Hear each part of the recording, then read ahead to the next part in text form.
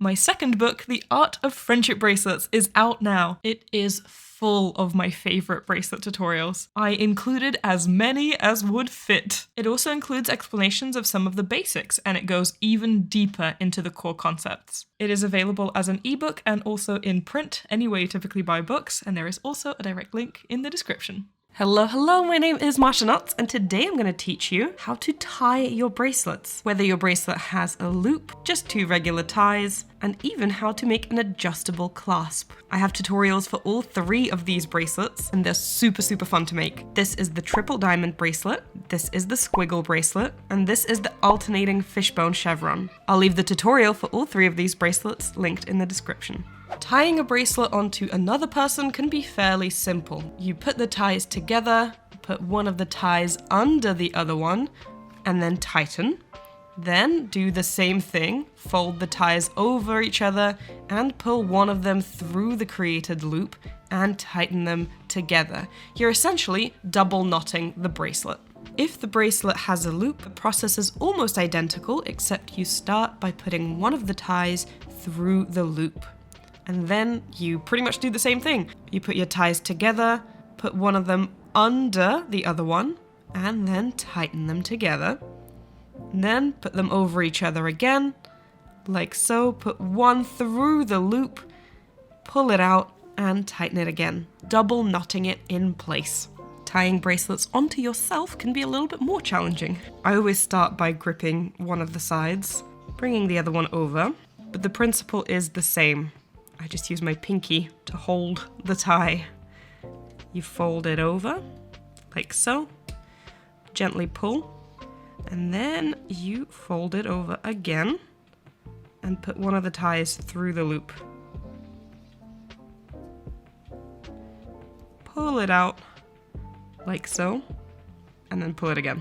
It's a bit more fiddly than doing it on someone else, but this is how you would tie a bracelet with 2 ties. Now, if you have a loop, the principle is similar. I also like to hold with my pinky as I'm folding the other side. You put one of the ties through the loop, and this is a very fiddly process.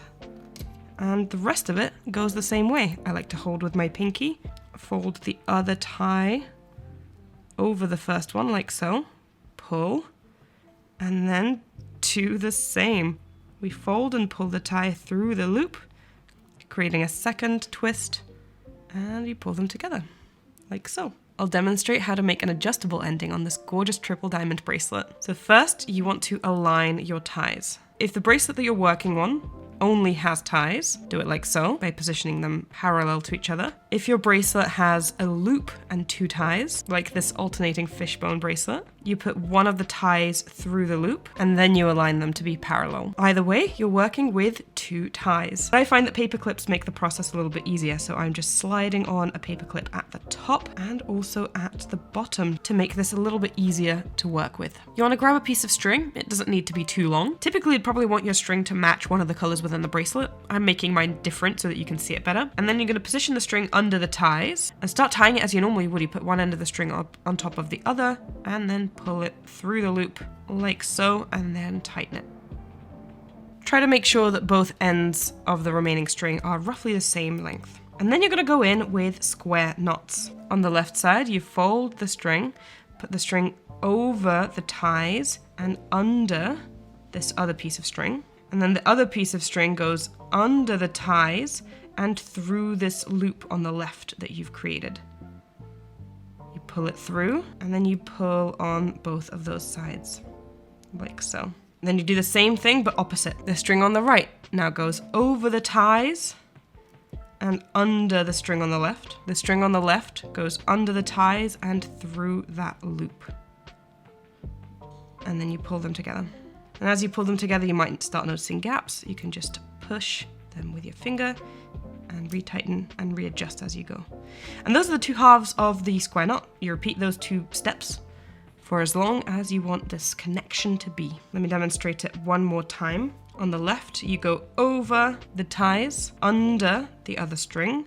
The other string goes under the ties and through that loop you created on the left. You pull it through and you pull the 2 sides together.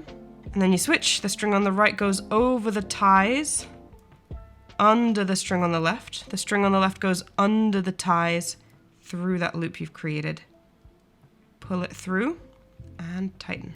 But just continue making that for as long as you want it to be. And then once you're ready, you can just simply snip off those strings. If you're worried about your knots untying here, you can take the two small ends of the strings and tie them together the same way as you would the two ties of a bracelet. Make sure to double knot it, and then you can cut them off there. You can now remove the paper clips, and your ties have been secured together. You can pull on them to widen the bracelet, put it on yourself, and then pull on it again to tighten as much as you need to. I really love how this bracelet looks.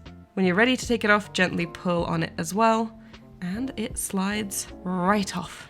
I find that holding that closure can sometimes help pull the bracelet in either direction, like so. I love it.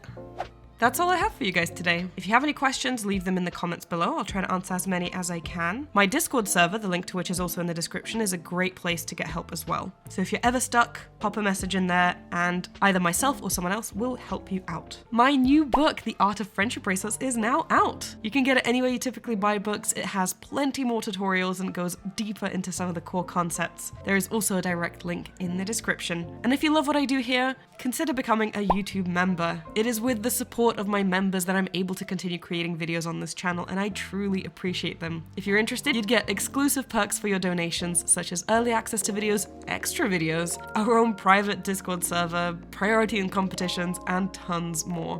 Click the join button if you're interested. But in any case, thank you guys so much for watching, and I'll see you in my next video. Bye!